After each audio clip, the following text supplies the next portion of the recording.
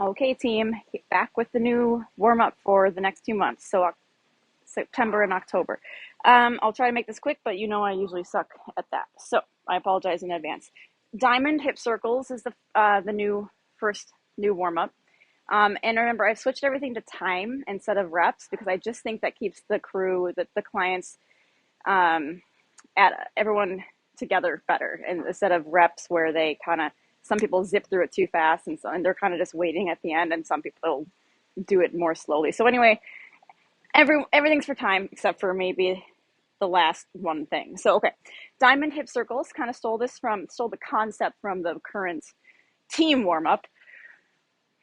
I can't get down without making noise now that I'm 40. So this is the only thing where the actual RX, the prescribed movement, is actually the level 2 option.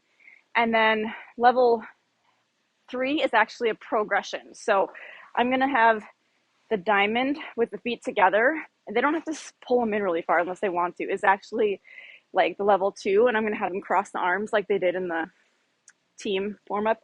And then they just kind of slowly do circles like this, one direction. Time at 15 seconds each direction. So they'll probably get 4 or 5 or 6, whatever, if they go slow enough in each direction.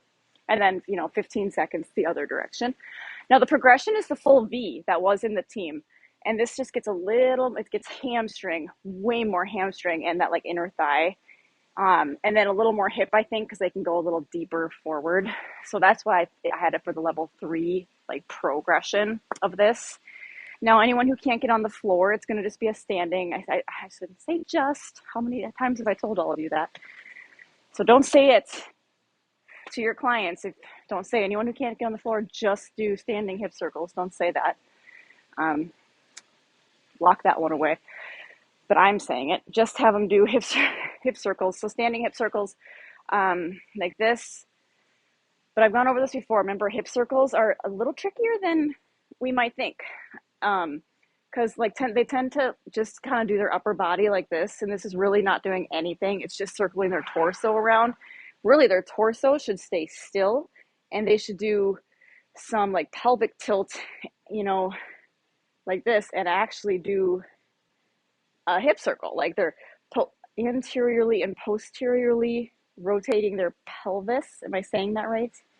Anyways, you know what I'm saying. Like they actually should be circling their hips and their pelvis. So if anyone needs to do that option, maybe some of you have clients that won't need to do that, but I think we have quite a few participants that can't get onto the floor. So some people will have to do that. Watch them and help them do it right.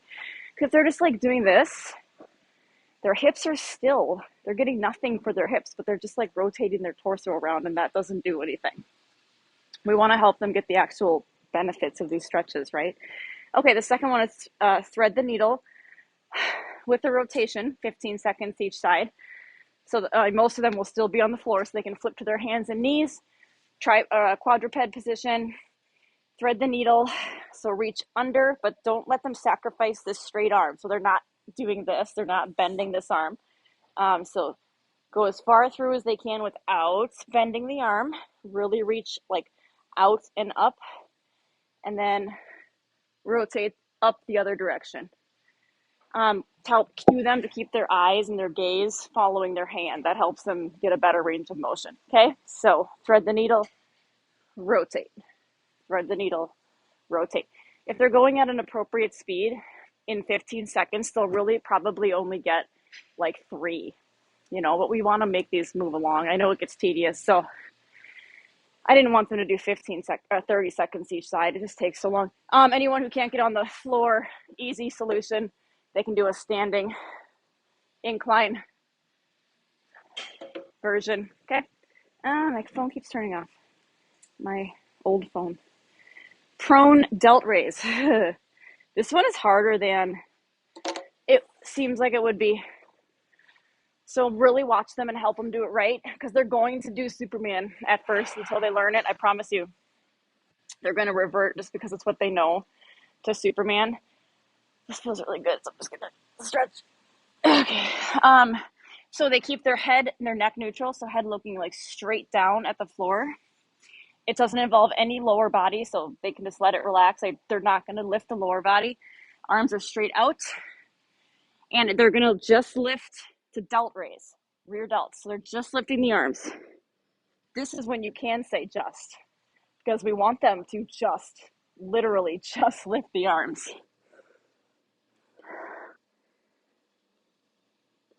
So what you're gonna see is probably a little of this, because they're reverting to Superman, because that's what they know. We don't want them doing that for this. We don't want them using any mid back, any lower back, any lat, like to lift their torso. It's strictly like an arm raise. It's way harder than it looks. Try it yourself. It's a common like physical therapy thing. Let me get a mini band, because those who can't get onto the floor are gonna have to use a mini band for something. Sorry, should have had this ready, but as you know, I kind of suck. So people who can't get on the floor, what they're gonna do is a mini band front raise. Really, it's very similar. Pretty light band, little bit of tension, not a ton, and they just go as high as they can with that tension. If they're super uber flexible, maybe they can get all the way up. That's great. But most seniors have shoulder mobility issues, and so they might not get that high. That's fine. Keeping the tension at all times, they just kind of go and then down until the tension fully releases. So they want to keep a little tension at all times. So maybe down to about here. For me, it's about here. Anyway, so that'll be our alternative for anyone who can't get onto the floor for that one. Okay. Then they will be on their feet, single leg RDL. Okay. Why did I switch it to 20 seconds each leg? We'll stick with the 15. I don't know. I'll change it on the template before I send it to you, so you won't. I should have not even said anything. We'll just stick with the 15 seconds each leg. Yeah. This one will be a struggle for people for a while. Balance. They can use a wall or something for sure, or the rack. But man, it's going to be, I'm going to warn you, if you haven't trained single leg RDLs with any of your defiers, your seniors, it's going to be frustrating for a while. Stick with it. We do this for 2 months. So if you need to devote a minute or a couple minutes to this warm up for the first couple of weeks, do it. Don't rush through it.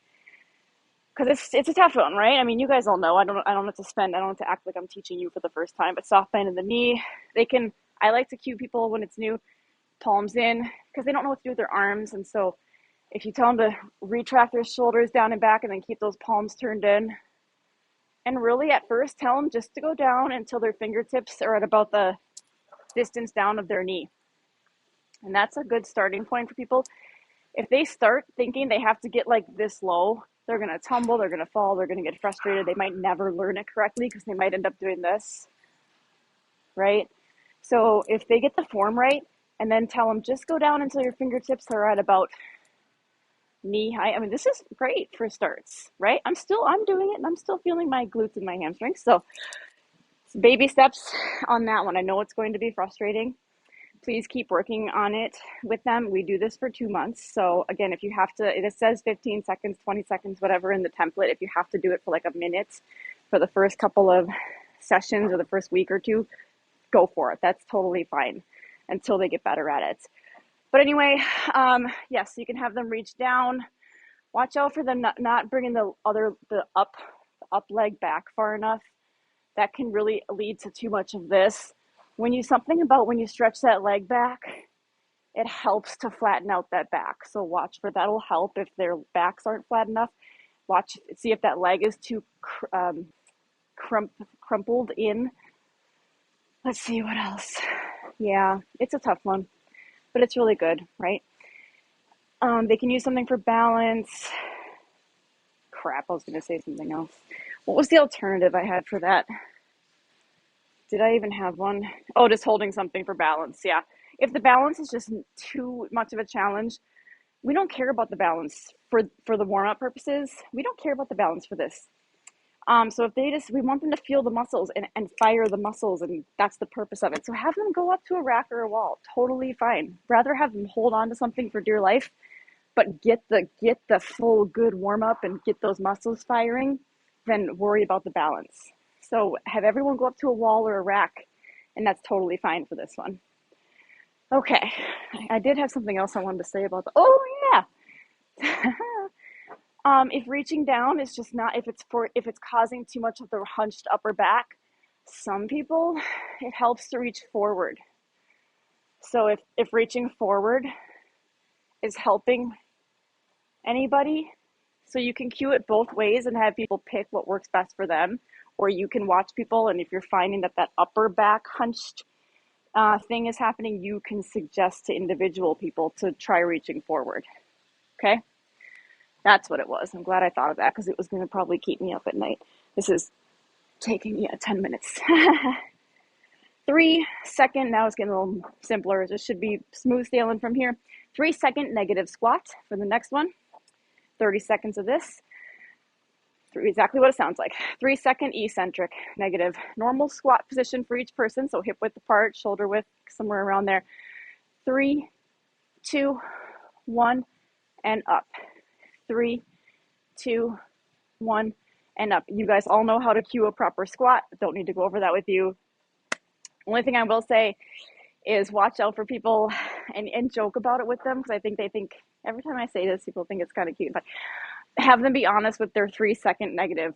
So make sure people aren't doing like 3, 2, 1, 3, 2, 1, because that was obviously just really 1 second. So make sure it's a 3, 3, 2, 1, and then power up. Okay. Last one is jumping jacks. We all know jumping jacks. I will just tell you things to watch out for.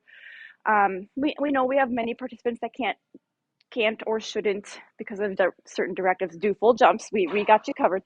But if they are able to do the full jumps, cue some intensity. Watch out for, like, I call it T-Rex arms.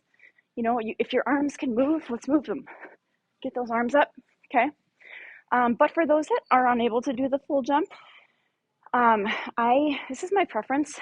I see a lot of coaches, ours and others, I'm not just referring to our coaches, I'm saying, do the tap jack. That's what I call it. And this just really, it's kind of like meh, in my opinion. I'm not trying to be offensive. It's hard to gain intensity with this because my body is staying stationary. My body's staying right here, even though I'm tapping my leg out. Okay. My preference is to do a full step jack where my body starts here, but it actually goes over here. And that's just giving your participants a little more body movement, and any extra movement is good, especially for our participants that can't really bring the intensity because they have a restriction that they can't jump. They might really want to bring that intensity, but they can't jump because of knees or back or some other, maybe their weight is too heavy, they can't jump, right? So try this full jack. Now this, I have struggled really hard with some people with the coordination though. Like they can't really, I don't really know why. To me, it's not hard, but like I have had people not be able to figure out the coordination. So do your best. But see how my whole body is moving left and right. So I prefer, see how much more I'm getting out of this than this.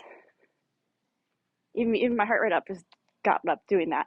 So my own opinion on a step jack alternative for those who cannot jump, they still get that little extra oomph compared to just tapping the feet out. So that is my recommendation. So that's our new warm-up. I hope some of these little cues and pieces of advice helped you. I'm going to stop this and start a new video for the cool down.